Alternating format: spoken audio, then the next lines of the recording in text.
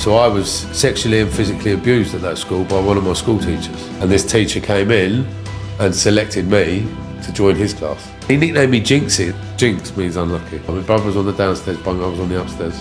And as kids at that age, your teacher is everything. You hang off every word they say. I was ecstatic.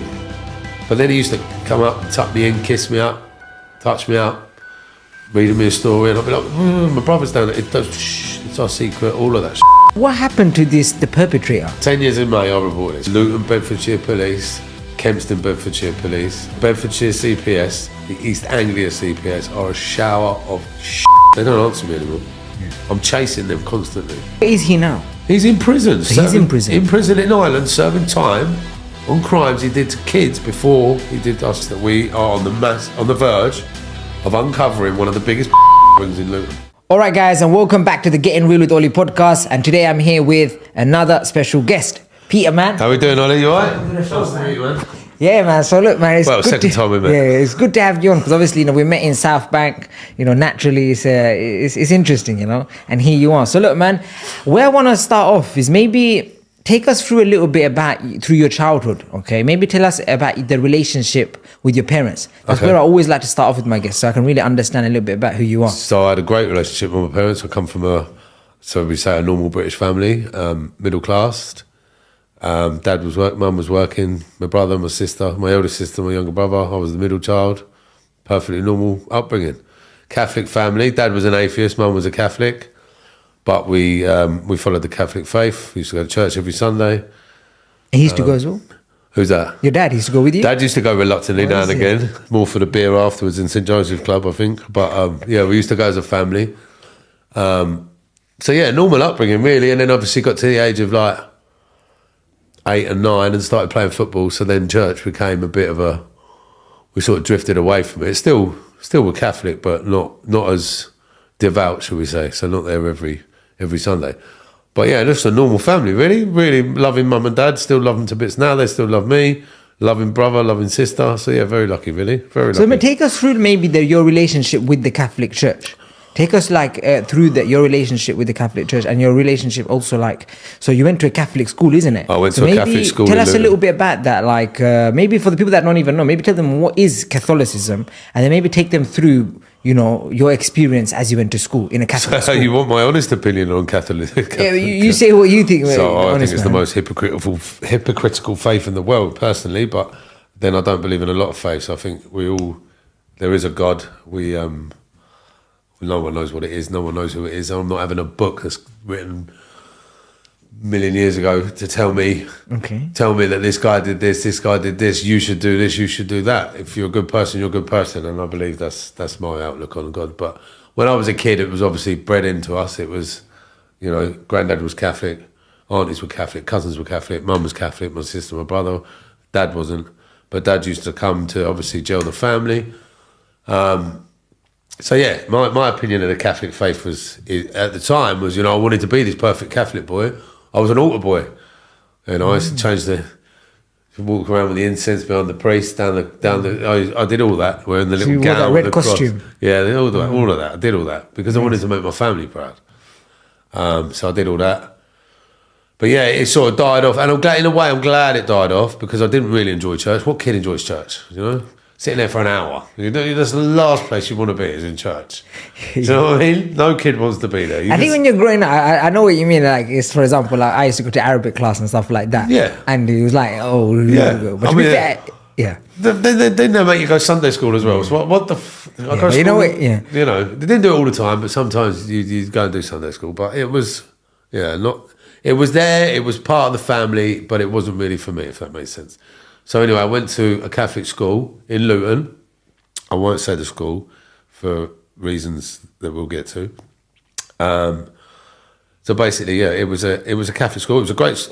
Maybe tell us a little bit about who you was in the school. Tell us about So in the Catholic school, so many friends from that school still to this day. We didn't always get on. We had our ups and downs now and again, but I still talk to a lot of them now. We went through play school, infants and junior school together. You spend a lot of time with these people. So even though you don't see each other later on in life, you're still bonded, you're still friends. I've got a lot of friends from that time. So I was I was the captain of the sports football team. was in the swimming team. I was in the school plays. I was the lead of every school play. So yeah, it was for me at the time. School was good. I was kingpin of the junior school as such. But then I found out that, later on in life, the reason why. I thought why. So I was sexually and physically abused at that school by one of my school teachers, who was male. I won't name names again because I'm actually 10 years into a court process and waiting to get to court. Part of the reason why I'm doing this is because of the shit show that is Luton Bedfordshire Police and Kempston Police and the Bedfordshire CPS and the East Anglia CPS. 10 years is a long time to wait once you report something like this. Take us through the first time you met him and how he appeared. Tell us maybe. So, to be honest, we came from infant school, and I only know this because one of my friends, Anne-Marie Oliver, bless her soul, who's helped me out a hell of a lot. We've known each other since, we're still friends now. I didn't know this because obviously there's certain things I can't remember or I wiped out. And obviously it was a long time ago. I'm 47 now, so I don't look it, Ollie. You look well, mate. But so Anne-Marie told me that we were all in. I was the only one that got removed from my infant class, so they were all going into the same class together. And this teacher came in and selected me to join his class. And Anne-Marie was the rest. I didn't know this until Anne-Marie literally told me this last year, and it was something I never knew. So I was with my whole infant class for the whole of infants, and then went to go to the junior school, and I got selected to go into his class by him. So he obviously had beelined me, and so he'd be abusing. Was he abusing kids in the school? There was stuff that happened in the school. Yeah. So obviously, for example, he used to make excuses for stuff to happen. Like I could stay late for. I think that's probably why I thought I was always in the in the teams and in the plays, because he wanted me to be there, basically. Why do you think he specifically chose you as a child? Was you someone that was like a isolated child? Was you very quiet? No, not at all. I was always like I am now, a bubbly character. I talk to anyone. I try and be friends with everyone. Maybe he fancied me, I don't know. It's interesting because the reason I ask that is because sometimes, predators, they look at the ones that are vulnerable, that look like they won't tell. Yeah. It's quite interesting that, given that you was quite loud. That maybe I was a challenge as well, because I come from a really normal home. And he tricked his way into my mum and dad's home as well. So take us through how your relationship with him developed. So basically, obviously, he made me kingpin. I thought, this is what I've always thought, I was kingpin of that school because of him. I was captain of the football team. I was in the swimming team. I was in every sports team you can imagine. I was in the plays, lead role in most of the plays. I was, prefect, blah, blah, blah, all of that stuff. But I've since learned on merit from other kids that it was, it was nice to see one of my mates, Wesley Jean, bless him, he's died now. Captain Pete, he calls me. He was always our Captain Pete, and that was nice to hear. So I know it was through me being me, not him. But he did make me feel special. He made me feel like I was the kingpin of that school, like I was top boy. I'm 8 and 9 years of age. I know nothing about sex. I know nothing. I know I fancy girls in the playground. I'm playing kiss chase like a normal boy, I'm not attracted to boys. I knew nothing about. All I knew was kid stuff, But then, obviously, he's then selected me to be his, and he nicknamed me Jinxie. This is one thing I remember as well. So in that junior school, everyone used to call me Jinxie. That was my nickname. You know what Jinxie means, right? No. Unlucky. Now that a jinx. Okay. Jinxie. Oh, okay, jinx, a Jinxie. Oh. Jinx. And that was what he called me from day one. I'm going to nickname you Jinx. And all my mates called me Jinx. All through school. And obviously, Jinx means unlucky. That is weird, man. That is one sick, way of writing it, right? That is, and so you said that with his relationship, he also kind of met your parents, and he tricked his way into my mum and dad's family home, because obviously, I don't know how he did it. I remember him going to the gym with my dad a few times, and he used to come round and drink wine with my mum and dad. And then he'd come in and tuck me in my bed. I used to have bunk bed with my brother. My brother was on the downstairs bunk, I was on the upstairs. And my brother was 3 years younger than me. And he used to come up, read me a story. And obviously, I'm excited because I've got my peer, who's at my school, he's in my house, you know. And as kids at that age, I don't know if you remember yourself, your teacher is everything. Your teacher's God. They are literally, you're with them, you know, it's 7 hours a day, and you hang off every word they say. So I was, you know, I was ecstatic. But then he used to come up and tuck me in, kiss me up, touch me up, reading me a story, and I'd be like, my brother's down there. It's our secret, all of that shit, all of that stuff. Yeah, it's interesting, man. Because I know what you mean. Because even the guy that did it to me when I was back home, I had those kind of similar feelings. You know, he'd call it the game of and then you don't really know what's going on. Because in those times, you don't actually, like, it's not traumatic at that time. No, it's not at all. You know and what this I mean? is the thing, you're a child. Yeah, because the trauma that we'll talk about comes later on in life. Like when I started dealing with it, when I had my eldest son. But that's when it started with the trauma. So then, what are your thoughts like in these like moments? Like after it's happened, what do you think to yourself? Are you like, oh, this is just normal? This is. Do you know what? It's as a child, I can remember just thinking it was normal. It became normal. It was going on for 2 years, so it just became normal. It wasn't. He made it out that there was nothing wrong with it. And I'm in a Catholic church, in a Catholic setting, in a protected environment. Yeah. So in my eyes, it was nothing.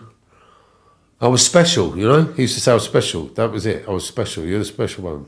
And there's a bit of a ring, isn't it? Like a sex ring amongst like. Well, I'm pretty sure the Catholic Church in general. I'm not all Catholic, but there's like I'm 100% on sure an institutional level. There's been 100% sure been there's a few cases as well. Paedophile ring at that school that I attended. 100% sure there's a paedophile ring there. 1,000,000%. And was he ever violent? Angry, very angry, very, very angry man. I remember he used to throw kids down on the mat if they upset him or whatever. And scream. In the school? Yeah, in the corridor, yeah. Now, bearing in mind, I went to school in the 80s, yeah.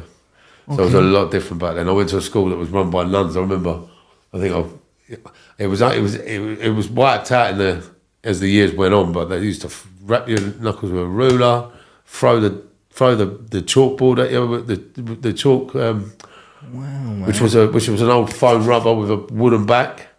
They used to lob it at you. It was pretty. And this was allowed? This was normal, mate. That was light compared to what my parents went through when they was at school, right? The cane and all that jazz. And did your parents ever find out about what was happening to you? No. So obviously, what happened was he also became my Sunday morning football coach. The guy was prolific, like serial paedophile. Became my Sunday morning football coach. So I couldn't get away from him. He was coming around to see my mum and dad. I was at school with him every day. You know, there was no escape, this guy. And obviously, at that point, I didn't want to escape because I didn't know what was going on. To me, it was just, I was a kid. I did not know. So, yeah, I went to Sunday morning football once. And I remember it clear as a day. I must have refused his advances or upset him somehow. Don't know how. Can't remember how. A lot of the abuse, I can't really remember how far it went, how bad it was. But I do know it was not your normal, you know, this was serious sexual abuse. You block a lot of it out. I block a hell of a lot of it out. And I blocked it out even more now as a man. I don't even want to remember. Yeah. You know, I know it's happened. Why do you think some people want to go back and they do want to remember? Because I'm like that as well, because I don't want to. I don't want to know. Because the thing is as well, I've got 3 kids myself now. And it's turned me into a killer. I would kill. At the drop of a hat, if someone touched one of my children, you wouldn't be able to stop me. 10 police wouldn't be able to stop me. I would kill that person within an instant. So, you know, I don't want to go down that road of knowing what he done to a kid. I think it would twist my mind up too much. So what he's done to me is you know. Well, tell us how how. So it stopped. This is how it actually stopped. So went to Sunday morning football. My dad always used to drive me, smoke his cigarettes, read his paper in the car, and then if it wasn't raining, he'd walk around, smoke another couple of fags. Classic, my dad. But my hero as well, you know. My dad is my hero. My dad, unbeknowingly, stopped this from happening. So anyway, something happened. I didn't want to go to the football. I remember not wanting to go because I had a headache. I was making up every child excuse under the sun. I've got a headache. I feel sick. Dad, you know, it's raining, I'm only going to get worse. And my dad comes from, you know, the 60s and the 70s. He's stiff upper lip, you know, his parents were in the war, you know, so it's very much stiff upper lip, get on with it. So which obviously was bred into me, and I'm a bit like that, but obviously a lot more relaxed. I think everything's taught down the generations, personally. So yeah, we got to the football, and the lads had already started. We were late because obviously I was making up these excuses. And he goes, go on, get out there, you'll be all right, run it off, you'll be all right. So I run up to the field, join the rest of the lads. And he's obviously got the hump with me, this teacher. Yeah. So he starts throwing me around like a rag doll, like dragging my arm. No, stand over there. No, come over here. Literally pulling me around. And I can remember this, like clear as. My dad got out of the car, comes steaming over. We're about 50 metres away. Steaming over, it's pissing down the rain.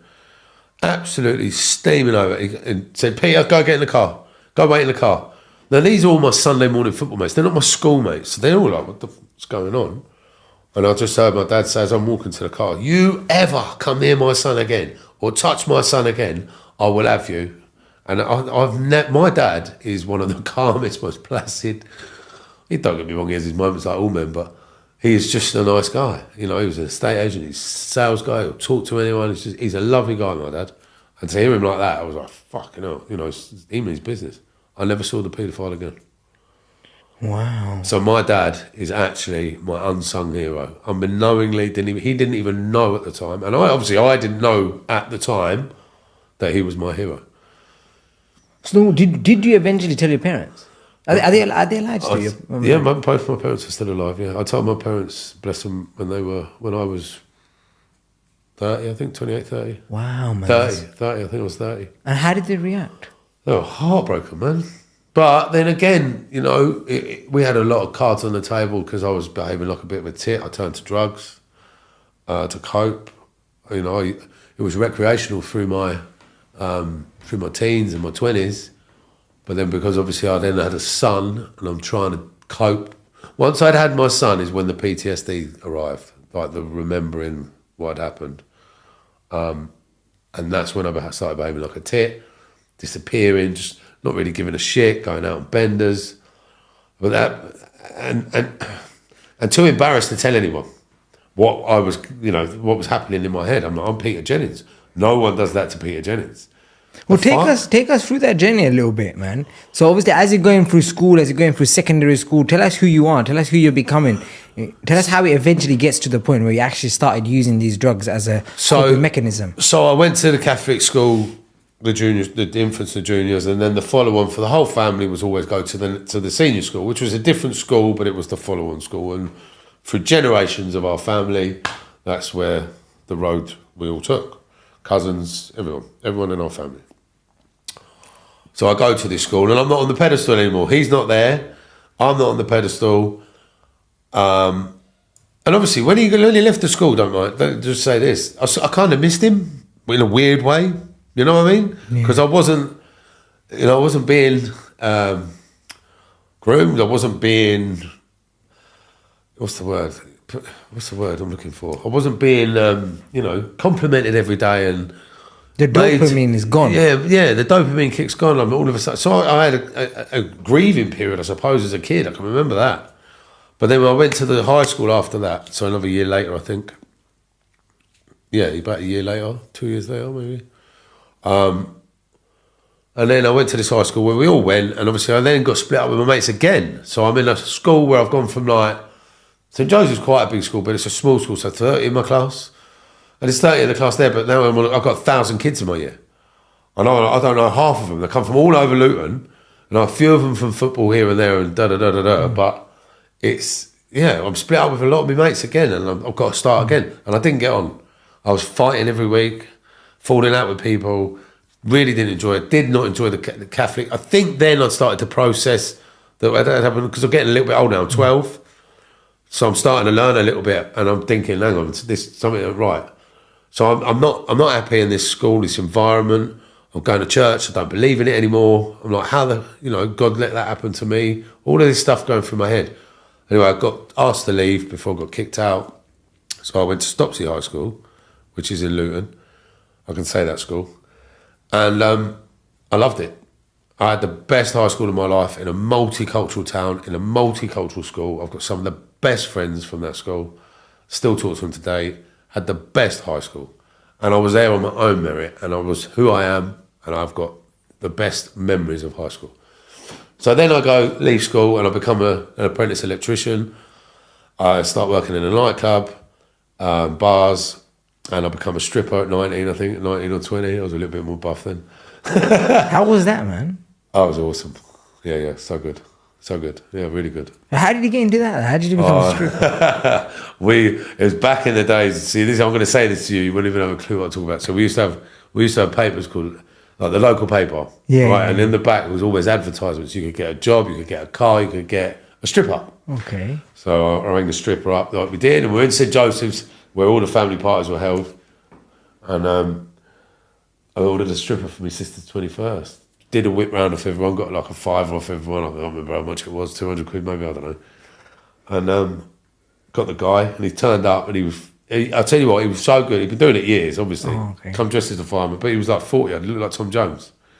Had the tight perm, was all like, but he was superb with the crowd. Got a really good laugh. And anyway, I'm paying him out the back at the end. And he goes, "You should do this. You'd be brilliant." I was like, "Mate, leave it out. Not a chance."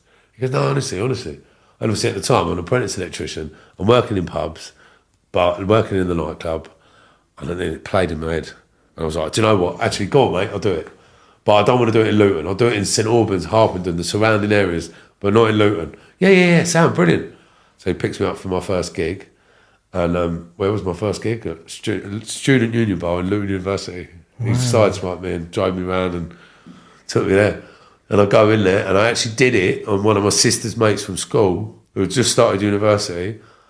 I was shaking like a leaf. Luckily, I think she used to fancy me, so I was all right. It was a win, but that's how it started, yeah. Did that They probably didn't even notice today. Yeah, they knew. Oh, did they know? Yeah. Oh. Yeah, so... And How did you do that for? About 2 years, I think. Fair enough. Was it good money? Yeah, it was all right. Yeah. It was only a 3-minute dose. It was like a kissogram.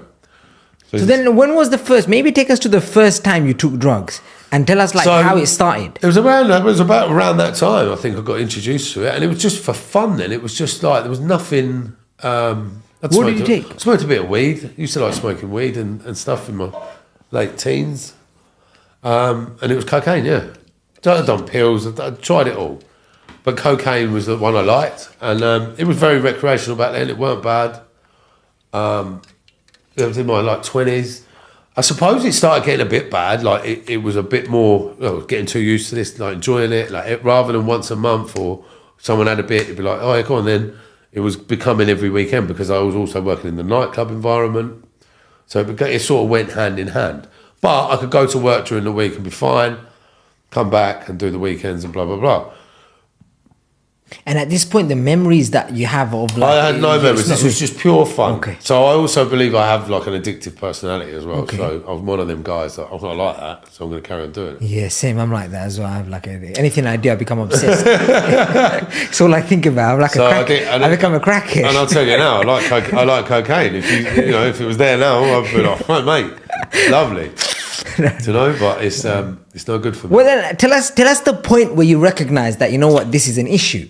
Because I guess there's at some point, at first it's and well, then literally just saying that, I was going to say when it was Jacob, but I can remember issues with my friends before that where it was becoming a bit too common, and a couple of them said to me about it. So I believe it started to take a hold before my my memory started coming back. But the memory, it really took a hold, and it really got dark. It wasn't too bad then, it was manageable, but friends were getting concerned, if that makes sense. Why? Because I think obviously they didn't do it as much as me. They weren't in the environment I was in, maybe. I used to work the nightclub, so I was always around it. And for someone like me, I've since found out that's not a good place to be. Someone who's that, addictive personality, can that be, and it's like no or nothing, but. So yeah, it became a bit of an issue. But then, 28 years of age, I had my eldest son Jacob with Emma. And that's not straight away, but when he was a toddler, when he just started walking, we were in a buggy. I just remember being in a buggy in Sainsbury's. And this beautiful old couple come up and, oh, ain't he lovely? And just me and him it was, I think. And they were striking, I think Emma might have been there, I don't know. But I just literally felt my fists clench, and I wanted to bury the pair of them. Do not touch my son, in my head. I'm like, luckily I managed to hold it down. I was like, what the fuck? I just wanted to kill him. And it was like my grandparents. There was such a sweet couple. They just wanted to, oh, ain't he a cute, lovely lad? You must be so proud. And I just literally wanted to lever the pair of them. I didn't care. I just saw red. Why? Because it took you back to... I don't know. That's the first thing that ever happened to me. Just instant red. Like, what? And I was like, what the hell, Peter? What are you doing? And then that's when the thoughts started to come. Oh, you've got this son now. You can't let him do what he done to you. And then I'm like, what the fuck? And then I start remembering. So I'm actually diagnosed with PTSD. So when was the first time you had when did the first flashback of what he did to me? No, that was the first instance of anything, like the anger for this old couple in a supermarket. Okay. Just touching my boy on the head. Now, I love people. I'm not an angry man. I don't, if someone gives my son a compliment, I'm not going to attack them. So that for me was strange, really strange. I was like, I literally wanted to kill them there and then. I wanted to tear their heads off. And all they said was, oh, ain't he a cute little lad? And at this point, you're still doing drugs, isn't it? Yeah and no. Yeah, but not so much then. Not as much. So was you like an addict? Already? Yeah, like by that point. I think it was on its way. Personally, I think I was already, like just sitting there talking about it, I think I was already on my way.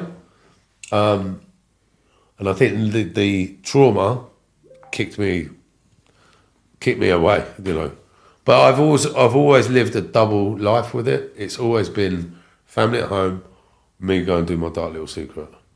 It's been horrendous, to be honest. So then, how did that affect your relationships with your, your girlfriend? Well, I was with your children. I've had four serious relationships in my life. Just go forward. I'm sorry if anyone I forgot.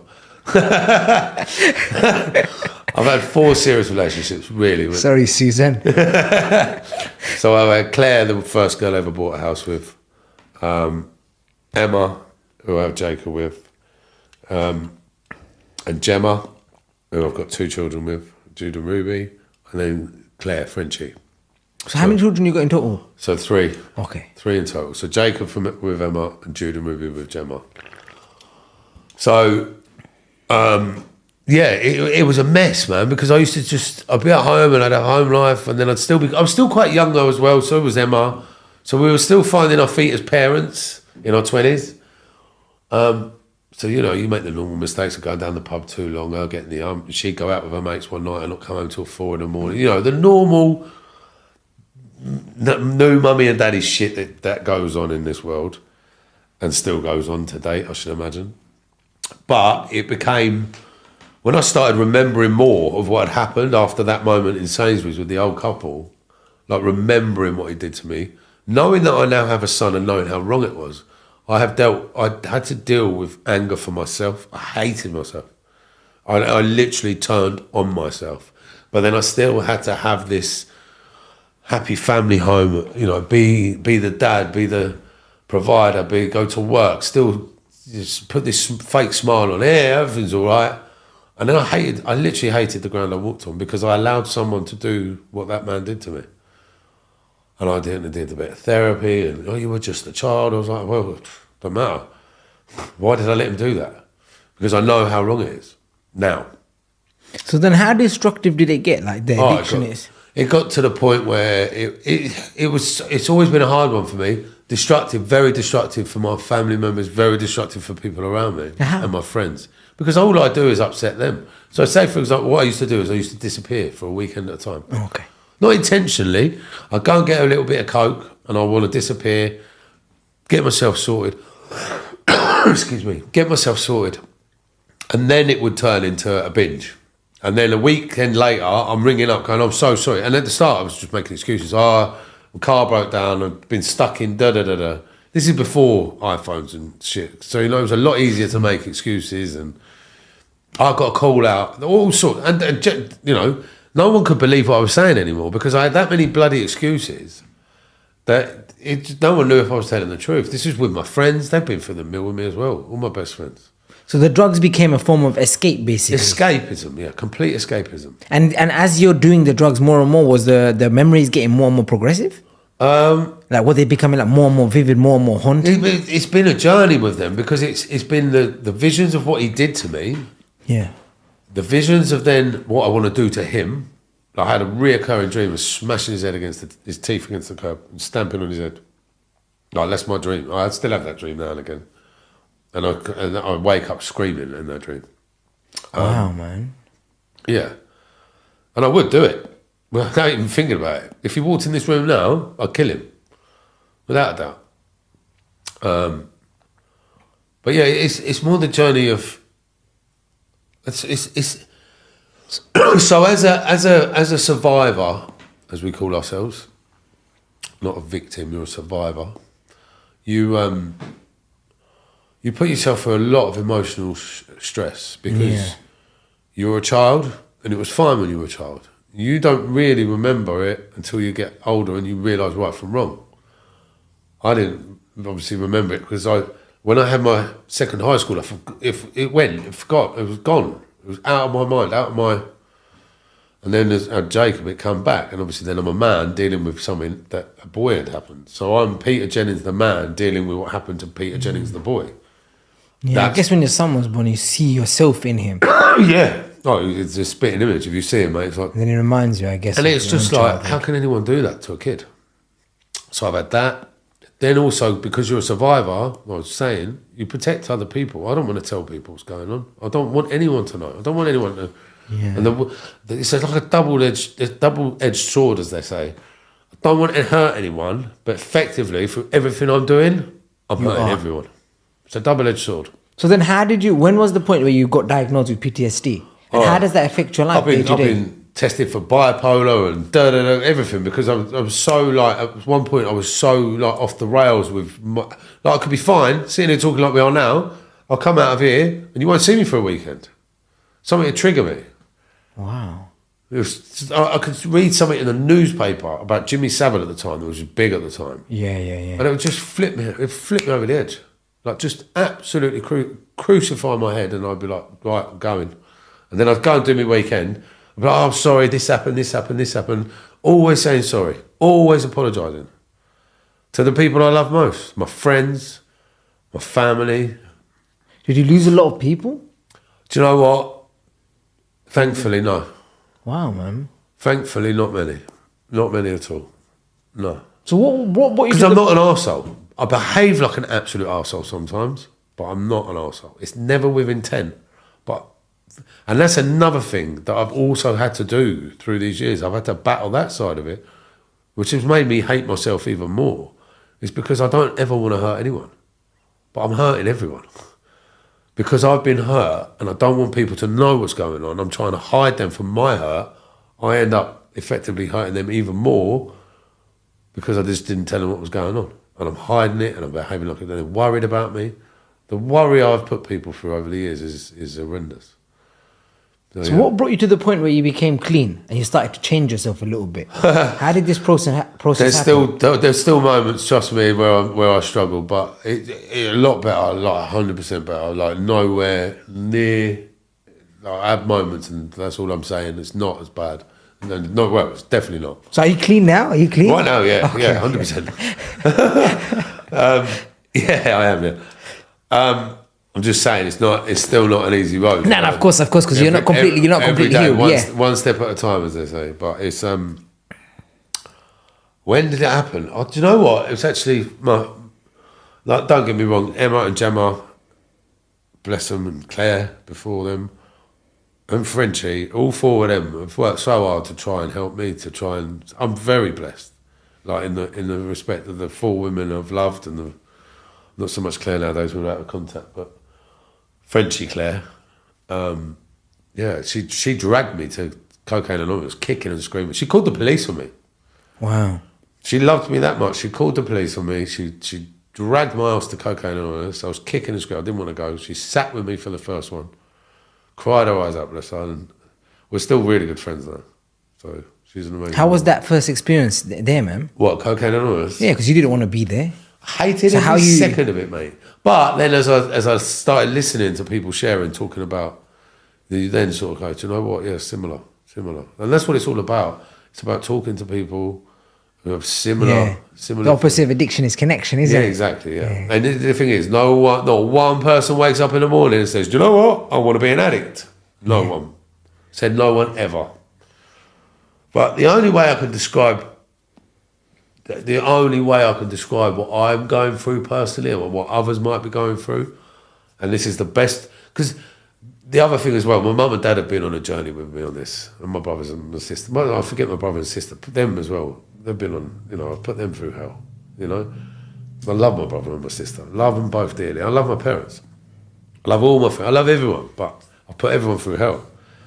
But mum and dad have been on a journey with me. Because dad no longer says stiff up a little. He says, I get it now. He says, I can see why you can't. See why you can't just get on with it. But I'll get to why I can't just get on with it in a minute. But one thing I'm going to say, and this might be relatable to other people listening. I've got a cut on my arm, right? Some days you can't even see that cut. It's healed over. Other days it's got a scab. Other days it's weeping. Some days it's pissing blood. Now I have to keep working on that cut every day to try and stop it from weeping. And that's the only way I can describe what it feels like to go through what I've gone through, what I'm still going through. And that's I was pretty sure people I resonate with that, man. 'Cause I know what you mean. Because even me, I'll have like super highs. Yeah. And then I'll have like super lows. Yeah. You know what I mean? Yeah. And it's hard to explain. Like in a day, I will literally, I know exactly what you mean as well. Because it's like every moment of the day is kind of a battle with your mind. At certain times, even though on the face it appears like, oh my God, Ollie's so happy and energetic. Yeah. There's certain times where I have like super, super lows. Yeah, man. Like I can't even do anything. It's like I just You don't want to see people. Yeah, and in my mind I'm like very doubting myself, just continuing ruminating negative thoughts that are like torturing me. Yeah. You have to battle it. It's your own demons you have to battle. Wow, man. That's deep, man. So then tell us what happened to the perpetrator. So Bring us to this. obviously, What's happened to him? So life's gone on like this, and it's gone on for like bouncing up and down for years and years. So 2016. Yeah, 2016, I split up with Gemma, and I went back to Wales for a little while to live with my parents, and I decided enough's enough. Obviously, I told Gemma and her parents and everyone I was affecting at that time what was going on. My eldest son, I told when I was 14 as well, by the way. When he was 14, sorry. Because he was suffering at school with alopecia, worrying about dad. Why is dad not Is here? your son got alopecia? He did have. Like, I've got alopecia. I get it sometimes. But I got like the full everything. Like Oh, I thought he was shaved. Nah. So I had the alopecia since I was like 14, man. Yeah, it's quite common, I mean, I get patches on the back of my head, but Jacob was getting it through. Mine's like an autoimmune disorder though. It's like I know his one is it stress induced his one. His was stress related, yeah.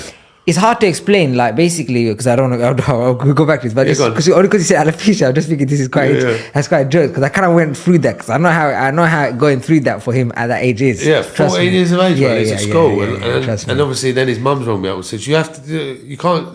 You've got to give something here because this can't keep happening." So I took the decision. He was 14. I told him everything. It's good, man. You did the right thing. And I mean everything. I told him about the abuse. I told him about Daddy using the drugs. Why Daddy can't be here sometimes. Daddy struggles. Me and him, I'm like that with all my kids, don't get me wrong, but watertight. And I will tell the other two one day, but at the minute they're too young, 12 and 10. They don't need to know right now. Yeah, 100%, man. That's interesting, man, that he actually... Because you know what it is? With that stuff, with alopecia and autoimmune disorders in general, they're very difficult to understand because they're in part like genetic. Yeah. But they're also in part like trauma related. Because it can't be... Because I got my alopecia back when I was a teenager. Mm-hmm. This was one of the darkest times for me, like mentally.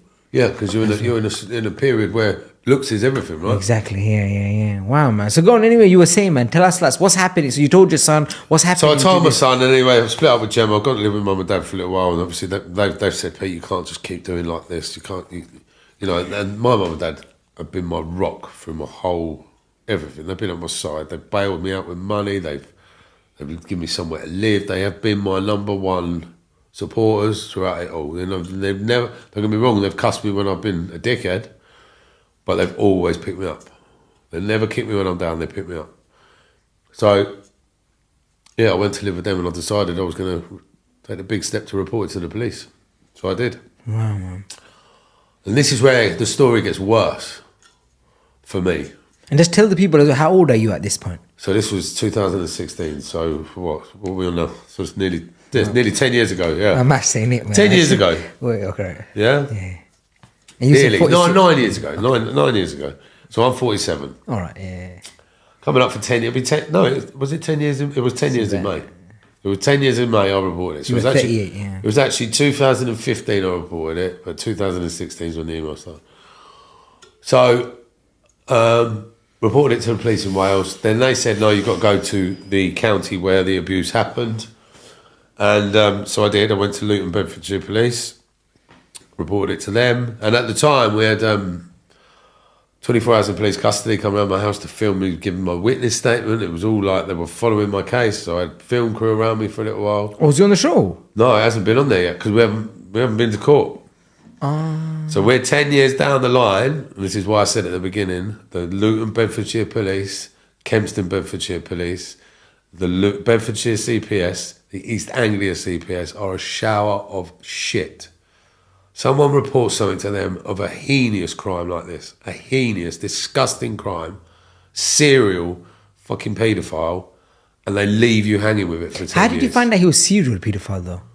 Well, At that moment, I thought he. So I reported what happened to me when, obviously, I went to reported what happened to me because I had enough. Luton Police lied to me for 2 years, left it sitting on a desk. The woman got sacked. I got told she was on garden leave, but I since found out she got sacked for it. So they lied to me for 2 years. Then COVID hit, and then one of my classmates came forward as well. So, and I know this kid, and he didn't come. I don't think he came from quite a. I don't really know, but I don't think he came from quite a humble setting as I did. But anyway, they joined him onto my case, and then he went to another school after our school and did it to another kid there. So they joined him to our case as well. He came forward, literally all within about. So 2 years after I reported mine, 3 years after I reported mine, they then decided they were going to add more to my case, which delayed my case even more. Then I spoke to my solicitor and they said the power of 3 in court is much better than the power of 1. So I was like, okay, I aligned with it. But yeah, it's just, mate, CPS this, CPS that. It's a joke, mate. So you're still going through this? Still going, mate. It's a joke. Okay. I've had 3 warrants out for his arrest. 3 different times they've written a warrant for his arrest. I don't know if they're just faking it up just to keep me quiet. I ring them every week. They don't answer me anymore. Yeah. I'm chasing them constantly. So where is this? Is the pain of a survivor. Once they report something like this, historical. Well, it's all bad. But as an historical survivor, I can only relate to this. And where is he now? He's in prison. So he's in prison. In prison in Ireland, serving time on crimes he did to kids before he did us lot. Oh, so okay, that's interesting. So yeah, he's already. This is why the warrant has been refused by the district. So then, judge. the case. Okay. It's a fucked up system, mate. So he's in prison. He's in prison for paedophilia on kids that he did before he did us lot, apparently. And still is that. And still has not been brought to this country to stand trial for what he's done to the 4 guys that are on my case. Wow. So then there's, okay, because I guess so how can you not pull a paedophile out and go, right, you've got to go to court for more crimes and get more time on his sentence? See, this is what makes me sick about this fucking country, excuse my French. Not this country, but this system in this country. I'm a working man, pay my taxes, pay my bills, not always on time, but I try. I had a car, I put it in a ditch, I was over the limit.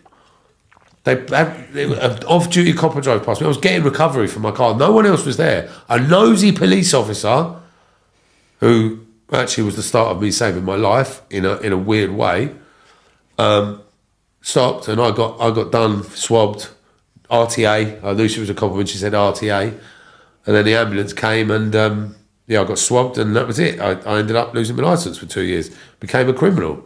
I'm not a criminal, but they had me in court within 6 months. $2.5 grand fine. Do you know what I mean? Within 6 months. It's true. Yeah, And then to top that off, it still ain't over for me. So this was 5 years ago. I got my licence back from the DVLA. They sent it back to me. Oh, wicked, I can drive again. Bought myself a car, got insured. Borrowed my mate's Porsche, got insured on that. Had a fucking van, had a car. Driving around with an invalid licence for 5 years. February this year, I got stopped in Richmond at work, collecting a part. Go all the way to Hounslow to pick it up. Got picked up on the AMPRs out there. Richmond, they pull up alongside me, nod at me. I nod back, get on my maps, drive out onto Richmond Road. Did you know your licence was revoked, Mr. Jennings? Well, clearly not. I've got it in my hand. Their response rates are not good either. And then, do you know what one of them told me? You better come to prison to have your... you better come to the jail, the police station, to have your fingerprints done, otherwise we'll be kicking your door in. That's what one of the dickheads said to me. So, right, go and catch a criminal. Yeah, no, they Do you know don't. what I mean? They don't. Go and catch a real criminal. You're going to kick my door in for a driving offence. That's what he actually said to me. An absolute idiot, mate. Bullied at school, clearly.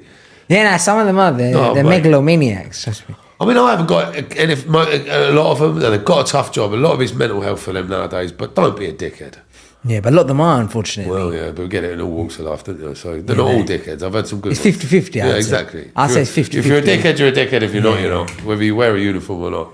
But the system itself is absolute mess, mate. Since being in it now for so long, what an absolute joke. Yeah. I guess because it's so many years after, I can understand maybe like the difficulties in finding evidence. We've been ready for years, mate. We've been ready with the case for years. They've lied. They just keep making up excuses. Yeah, especially if he's already convicted. I think that should be. Yeah. Why would you not? The thing is, excuse me, I know of 4 others. I don't want to say nothing. So I know he's prolific. So how long is he in prison for now? Oh, who knows? Because the system, there's quite a leniency. Well, my new detective, now bearing in mind, this is 10 years ago I reported this, right? I've had 7 detectives. One's retired. 7 detectives. The first one lied to me, got sacked. Got a new one in, they changed. And got another one, Rani. She was with me till she retired. I've now got another 2 detectives on it. I then got a reporter involved because I had enough. I thought, do you know what, sod the case, which is why I'm doing this, sod the case. Although I haven't actually jeopardised myself with the case because I've mentioned no names. Yeah. But it's time to let people know that the system out there is messed up, and do not stop. Do not let the police and the CPS let them get away with it. Keep on at them. Keep on at them. Do not let them win. Why do you think the system is rigged in the way it is? Because they want money, mate. It's a money-making machine. They don't want to go back and do historic cases. It's a pain in the arse for them. It's hard work. They have to go and interview people that might not remember. They have to go and see a school where it happened 30 years ago. They don't want to do that. Plus, not only that, they've got to deal with the current as well. So it takes up their time. You feel like you could go deeper than that, man? What's that? Deeper with? Like the why they, like, it depends on how far you want to go down the rabbit hole. Down the rabbit hole, mate. Because they want to get money. It's a money-making machine. I don't know, man. I feel like that's part of it, but I think you're right, 100%. They probably don't want to do the work. Yeah. But I think in general, the leniency that they give like pedophiles in general, in terms of like their 4 years. There was one guy that I knew, I was talking to him. His stepfather raped him, for example, right? And he got 4 years. Look at Tommy Robinson. He's called out of the paedophile rings for years. Look what they did to him. They stuck him inside because he was speaking the truth. Yeah, he's a controversial guy, man. He's a controversial guy. I don't disagree. Yeah. But he's never been wrong about what he said. I mean, in that respect. Yeah, about the pedophiles, yeah. Personally, I'm not gonna lie, I don't like the guy, but yeah, listen, we've all got our opinions. We can't all get on with. Yeah, 100%. Yeah, 100%. There's certain things I don't agree with. Yeah, but he has not been wrong about that. And when it was coming to there are pedophile rings. You're right. Yeah, and he's been on about it for years, and he's turned his hat to it for years, mate. And they'd shut him up. This is why I say, yeah, because I agree with you in the fact that, look, I feel like he does stigmatize the Muslim community and he's got a bit of a prejudice against them. However, you're right, there is a big issue with like these sex rings, these big like sex rings that exist, and that's in part due to the fact that you know how they have like because if you have a system where it doesn't matter whether you come from you're a Muslim, you're a Catholic, you're a Christian, or you're an atheist. Yeah, but I think you know what it is. If you have a system in which where you allow, for example, let's say anybody to come in where there's no like rule, like the legal man, and they come in and you allow them to stay, it almost adds an incentive to predators from different countries in the world to come. because they know if they come, they're going to get a job. They could change their name. They can change their name. It's so bizarre. I don't understand how the working man gets stung so much in this country. Well, I do get it. It's for numbers and coin for the system. But I was going to say, yeah, do you think it's like, in terms of the rabbit hole, I was going to go down. I said, do you think like... Do I think a lot of them are paedophiles at the top? The government, Probably. yeah, because they, like, look at this, look at Epstein and all of these. Probably, other, mate, 100 million %. Do you know what I mean? 100 million % probably are. I mean, the thing is, when I got the reporter involved and I'd had enough, suddenly, a week later, it got removed from Bedfordshire CPS. Why? What, the case? The whole case got removed from Bedfordshire CPS. They weren't allowed to deal with it no more. It got given to East Anglia CPS. I ruffled some serious feathers when I got that reporter involved. I think, and I personally believe this, that we are on the verge of uncovering one of the biggest paedophile rings in Luton. So you think he was working with like... I think there was more than him. I definitely know that there was a female teacher in that school that was doing it as well. 100%? Yeah, I'm pretty sure. Wow. A woman? Yeah. Because I guess that's a more... I mean, I know it happens, but I mean like... Yeah, less common. But it's less common, isn't it? So you think they were like, what, all working... I think there's a ring, yeah, because obviously... why would he get taken off of Bedfordshire CPS? For what reason? Do you know what I mean? Why? What feathers did she ruffle? And these are other people that have come to you to tell them. What's that? These are other people that said that this woman did this to us as well. No. So the 4 others I know about are through talking to people over the years, and then I know there's definitely 4 others, 100 million %. Wow, man. And there was a guy before check this out. So apparently this is the first detective that told me this. Although I don't know whether to believe her because she got sacked for lying for 2 years. For leaving my case sitting on a desk by Luton Police's own admission. This is another reason why I'm doing this, because I'm going to sue the hell out of them, because they've cost me enough money over the years. Time to recoup a bit back. But this is another reason why I'm doing it. I want this out there, because no one wants bad press, right? No one wants a bad Google review. Well, this is your bad Google review, Bedfordshire Police, because you're shit. You've left me and 3 other guys hanging for 10 years. Mm. I guess also it doesn't look good on them, like as an institution, the fact that if there is a big, large... To serve and protect. This what I mean? Because if there's this big sex ring that you're talking about, this big pedophile ring, sorry, and if you know that, and they know that this is happening, and it's been happening for like years, it doesn't look good. And I think on the top something's happened, mate. I'm telling you, something. We are about to unearth it, but we're not there yet, and I'm not going to give up on it either. Definitely not. 100 million % not. So where are you guys with it now? Like, what's the situation? So the last thing that happened, the 3rd warrant that was issued for his arrest, which is a joke, got issued. Then they lost they lost. This is another bullshit story they gave me once. They lost a signature on a warrant. It's a fucking wet signature for a judge. It has to be a wet signature for a judge. How do you lose a signature on a fucking illegal document? Honestly, mate, the bullshit they've told me over the years. I've got an email trail I can show you dating back to 2016 of me chasing them. Bullshit, CPS this, CPS that. CPS. So how is all this affecting your mental health, man? How are you Because I'm left this? to deal with it. And the battle has now become to chase them. That's the battle. And to get justice. I need justice. This is my closure today, I think, a little bit. I feel really good talking about this, getting it out there, letting people know what's gone on. Some people might be suffering the same thing, you know? And if you are, just my word is don't give up. And you're not alone. There's hundreds of us, thousands of us, I should imagine. Would you advise them to speak up? Like, imagine there's young people watching this and they're going through it now. What would you say to them? Speak up. Come talk to me. Drop me a message. Drop Ollie a message. You can get to me. Yeah, speak up. Do not do it on your own. Don't go down the same journeys I made. Journey I made. And as hard as it is, as hard as it is going to get, you are going to make mistakes. You are going to struggle, but speak to someone that's doing it, been it, done it. Yeah, and the worst thing to say is actually, I think, like the sooner you say it, it's even better. Oh, 100%. Do you know what I mean? Like, it's quite difficult to say that. I mean, I'm not trying to say that. Mate, to victims, I get it, but like... Do you know what I wish I could Do you know what I mean? One thing I wish in my life, I wouldn't change anything other than my friends, my family, my kids. I wouldn't change any of that. My high school, I wish I'd have said something when I was a kid. My life would have been so different. And that's the one thing. I wish I'd have said something when it happened. So, and obviously it was difficult because you don't know it's wrong, but when he left the school or something, I just wish I hadn't. But this is unfortunately, as a survivor, you go into protection mode. You don't want people, you don't want to upset people, you don't want to hurt people. So you're protecting people without even really knowing it. So yeah, just try not to protect people so much and protect yourself. Yeah, man, exactly.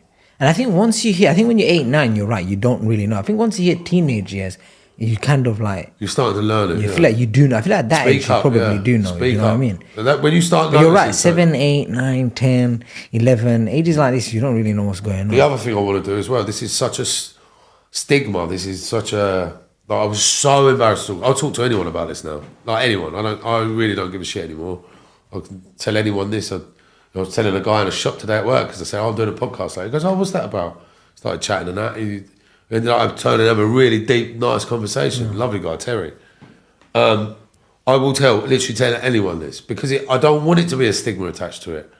It happens. It happens a lot. There's a lot of us out there. So you might have that friend that's suffering or turns to the drink or disappears, is quiet now and again, but then he's fine. Yeah. They might be going through that. Exactly. So if you are that person and you're doing it, speak to your mates, tell your mates, tell your friends. Because if someone is taking their drugs and this and that too far, or they're going every day, you have to ask yourself, why are they doing that? I mean, the thing is as well, at one point it became my goal. I wanted to die. And I thought, do you know what? Everyone knows I take a bit of cocaine. The way I'm going to die is doing a load of cocaine. In the weird subconscious mind that I had at that point. Wow. I never wanted to die. I never wanted to leave my kids and my family ever. But I thought if I'm doing cocaine, then if I do, then it is. You might as well. Yeah, exactly. It's a weird. The mind's a weird thing. So yeah, we're still waiting.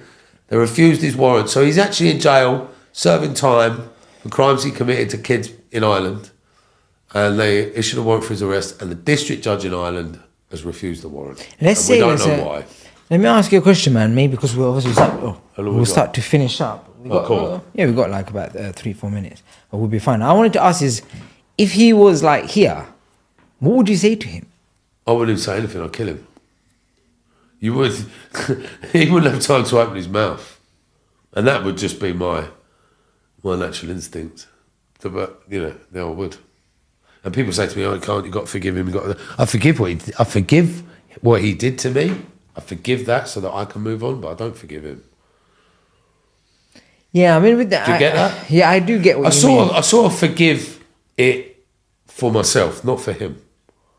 So I don't have to have that bad blood. So you can kind of move on from the victim into the survivor mentality. Yeah, yeah, that's because why if I'm constantly like, oh my God, he did something, he's winning. Because you have to stop being this is one of the things I learned, you can't just keep being a victim. Yeah, you have to, because you have to understand, because you don't want to be, you was victimized, but you're not a victim. Yeah, exactly. If you stay a victim, you're going to stay in that hole. Yeah, and I've done a lot of personal development over the years.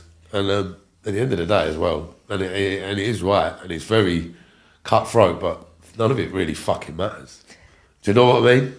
What do you mean? Like there's self-development? No, like in respect of what's happened. Now that's very easy for me to say out loud, but mentally, when it's happened, the scars in here are so deep and so embedded. And the battle with the police is what's making my mental health worse now. That's the hardest. 10 years of having to deal with them and lied to and da-da-da. And all you want is justice. Yeah. Like when I break the law, I'm in court within 6 months. All I want is my day in court with him. Mm. So maybe as a final question then, what would you say, like, who would you say you are today then compared to who you was then? Would you say you've changed? How would you describe yourself? I wouldn't say I've changed. I would say I'm becoming a better version. I'm working on myself, and at the moment, I've got the cut healed. That's where I'm at today. And that's because of your mission to kind of get justice for yourself 100%. And for the get other justice victims? for myself, get justice for the other victims, get that paedophile locked up for even longer, so he's got no chance. Yeah. And just show people that once this story gets out, that you don't give up. Something's happened to you, go for it. Are you still optimistic about the world? Am I still optimistic about the world? Yeah, because you know what it is? You've seen first-hand evil in the eye. Yeah. I still see the best in people. I try to, always. I've got 3 children. How can I bring them up hating the world? If I bring them up to hate the world will hate everyone. 100%, man. And we'll leave you on that, man. Thank you, Peter, for coming, man. Mate, that was brilliant. Thank you very much. 100%, man. All right, guys, if you did enjoy the video, just like, share, and subscribe the video. Okay, if you want to find me, all my social media handles will be in the description below. And if you want to find Peter, all his handles will be in the description below. So thank you guys for watching, and we're out.